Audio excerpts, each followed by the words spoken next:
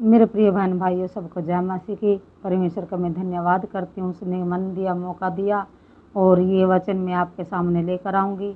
सोने से पहले इन वचनों को जरूर सुने। भजन संहिता उसका 4 अध्याय का 8 वचन। मैं शांति से लेट जाऊँगा और सो जाऊँगा, क्योंकि हे यहोवा तू ही मुझे सुरक्षित रखता है। यहाँ पर परमेश्वर का वचन कहता है कि मैं शांति से लेट जाऊंगा और सो जाऊंगा, क्योंकि हे यहोवा तू ही मुझे सुरक्षित रखता है।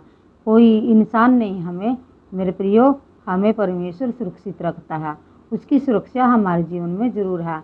जब हम सोने को जाए तो हम परमेश्वर की सुरक्षा मांगे इन वचनों के अनुसार। तो नीति वचन का 3 अध्याय का 24 वचन कहता है, जब तुम लेटोगे तो डरोगे नहीं। यहाँ पर परमेश्वर का वचन कहता है, जब तुम लेटोगे तो डरोगे नहीं। जब तुम लेटोगे तो तुम्हारी नींद मीठी होगी। जब हम परमेश्वर का धन्यवाद करके सोते हैं तो हमें अच्छी मीठी नींद आती है और हम डरते भी नहीं, क्योंकि परमेश्वर का वचन हमें मजबूत करता है। मेरे प्रियो, आइए मैं तीसरा वचन आपके सामने लेकर आती हूँ। फिलिपियों की पुस्तक उसका 4 अध्याय का 6 और 7 वचन। किसी भी बात की चिंता न करो, परंतु हर बात में प्रार्थना और विनती के द्वारा धन्यवाद के साथ अपनी प्रार्थनाएं परमेश्वर के सामने प्रस्तुत करें, और परमेश्वर की शांति जो सारी समझ से परे है तुम्हारे हृदय और तुम्हारे विचारों को मसीह यीशु में सुरक्षित रखेगी। हालेलुया। तो मेरे प्रिय बहन भाइयों, ये वचन हमें ये सिखाता है कि हमें किसी भी बात की चिंता नहीं करनी है, क्योंकि हमारी चिंता वो परमेश्वर करता है, उसको हमारा ध्यान है।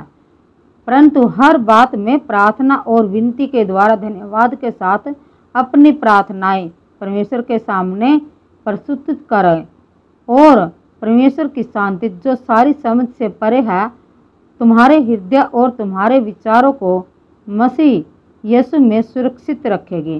क्योंकि जो हम नहीं सोचते वो भी परमेश्वर हमारे लिए करता है, क्योंकि हमारी सोच और परमेश्वर की सोच में ज़मीन और आसमान का फ़र्क है। जब हम कुछ चीज़ मांगते हैं तो परमेश्वर हमें उससे बढ़कर देता है।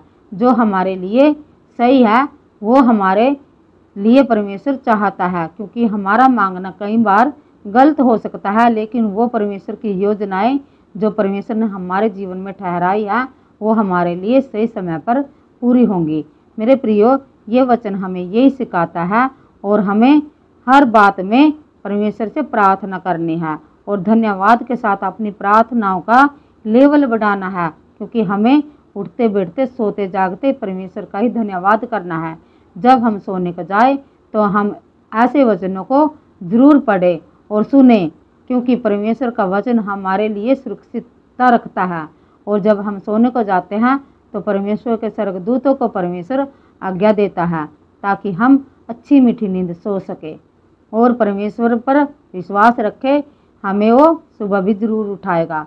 तो मेरे प्रियो, जब हम सोने को जाए तो इन वचनों को जरूर सुने, और बाइबल से भी वचनों को सुने। प्रार्थना करके, आराधना करके, हम परमेश्वर को धन्यवाद करके और अपने आप को परमेश्वर के हाथों में सौंप के तब हम सोने को जाए।